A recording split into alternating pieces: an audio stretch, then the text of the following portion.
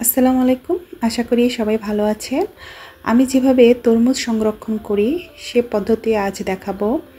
আমার এটা এক্সপেরিমেন্ট করা, আমি আগেও এভাবে করে খেয়েছি, তো ভাবলাম আপনাদের মাঝে শেয়ার করি। তা আমি যেভাবে রাখি সেটাই শেয়ার করব। তো একটা মাঝারি সাইজের তরমুজ আমি খোসা ফেলে দিয়ে এগুলো এখন কেটে নিচ্ছি। তরমুজ কিন্তু এমন একটা ফল, এটা সরাসরি ডিপ ফ্রিজে রাখা যায় না, খেতে ভালো লাগে না, পানসে হয়ে যায়। তো আমি যে পদ্ধতিতে রেখেছি সেটা তরমুজের চেয়েও আরও খেতে ভালো লাগবে, মানে নর্মালের চেয়ে আরও বেশি ভালো লাগবে। তরমুজটিকে আমি পুরোটাকে কুচি কুচি করে ছুরি দিয়ে কেটে নিয়েছি। তরমুজের খোসাটা ফেলে না দিয়ে তেঁতুল দিয়ে ভর্তা মাখানো বানাতে পারেন, আর এই চ্যানেলে ভিডিও দেওয়া আছে, চাইলে দেখে নিতে পারেন। আমি এখন একটি ব্লেন্ডার জারে নিয়ে নিচ্ছি, জুসার জারে নিয়ে নিলাম। অর্ধেক আমি প্রথমে ব্লেন্ড করে নিব, তাই অর্ধেক এখানে নিয়ে নিচ্ছি।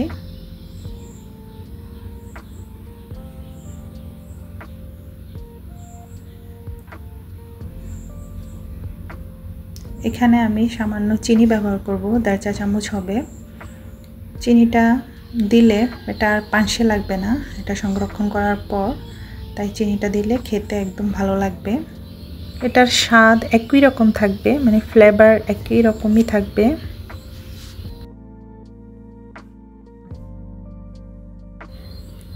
এক পাশে ঢেলে রেখে এখন আমি বাকিগুলো ব্লেন্ড করে নেব। আর এখানে কাটার পর যে জুসটা ছিল সেটাও দিয়ে দিলাম, আর এখানে আবারও একটু সামান্য চিনি দিয়ে দিলাম।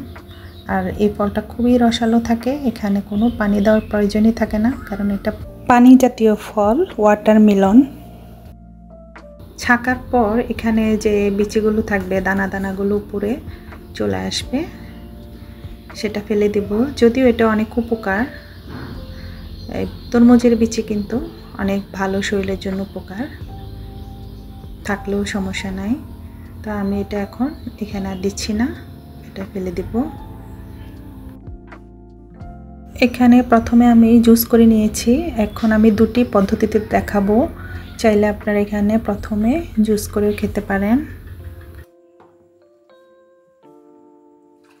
ইচ্ছে করলে আপনারা এভাবে জুস করে খেতে পারেন। একদম পিওর জুস, কোনো কিছু মেশানো লাগলো না, পুরো শুধু তরমুজেরই জুস। আমরা তো অনেক রকম করে জুস খাই, দুধ মেশাই, মিল্ক দিয়ে, এটা সম্পূর্ণ জুস, একদম পিওর, খেতে কিন্তু অনেক টেস্ট।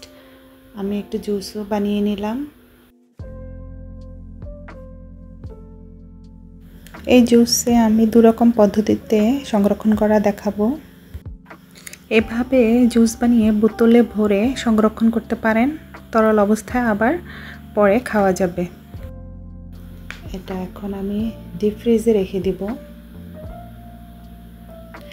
এটা জুস আকারে খেতে পারবেন, নর্মালে আবার এটা নর্মাল করে আবার তরল অবস্থায় এনে তখন খাওয়া যাবে। আর কিছু আমি আইসক্রিমের যে মোল্ডগুলো আছে এগুলোতে রেখে দিচ্ছি, এগুলো আইসক্রিমের মতো করে খাওয়া যাবে।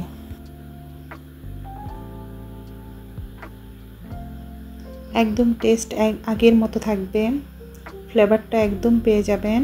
আমার এগুলো একদম পরীক্ষামূলক, আমি আগেও খেয়েছি। প্রিয় ভিউয়ার্স, একটি লাইক দিয়ে ভিডিওটি কন্টিনিউ করুন। যারা অলরেডি লাইক দিয়েছেন তাদের অসংখ্য ধন্যবাদ। যদি ভিডিওটি ভালো লাগে তাহলে চ্যানেলটি সাবস্ক্রাইব করার অনুরোধ রইল। বাকি দিনটাতে কাঠি দিব ডিপ ফ্রিজে রাখার 1 ঘন্টা পর। 5-6 ঘন্টা পর ফিরে এলাম, যেটা আমি জুস আকারে রেখেছি সেটাও পরে তরল আকার করে পরে খাওয়া যাবে।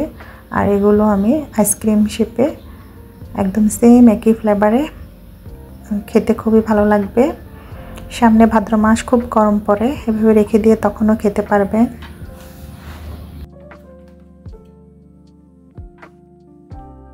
আর এগুলো আইসক্রিম শেপে সেম একই স্বাদ পেয়ে যাবেন। আর আমার এগুলো যে পরীক্ষামূলক, আমি কিছু আগেও আমি এগুলো করেছি, তো খাওয়া হয়ে গেছে। মানে তরমুজ যে আমরা গরমে খাই, এটা তৃপ্তি লাগে।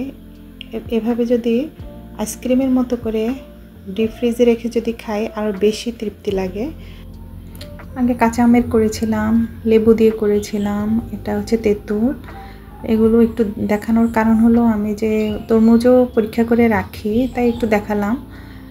আর তরমুজটা শেষ হয়ে গেছে, তো এভাবে বক্সে চাইলে আপনারা সংরক্ষণ করে এভাবে রাখতে পারেন। এখন আমরা যে অরিজিনাল তরমুজ খাই, এভাবে যদি রেডি থাকে খেতে আরও ভালো লাগবে, একই স্বাদ, আর একটু পানসে লাগবে না, আর গ্রান ফ্লেভার একই লাগবে। বা বছরখানিক রেখেও খেতে পারবেন, কোনো সমস্যা হবে না ডিপে রেখে দিলে। তো এভাবে বক্সে রেখে বেশি করে রেখে দিলে সেম ফ্লেভারটা পেয়ে যাবেন, যখনই মন চায় তখনই খেতে পারবেন।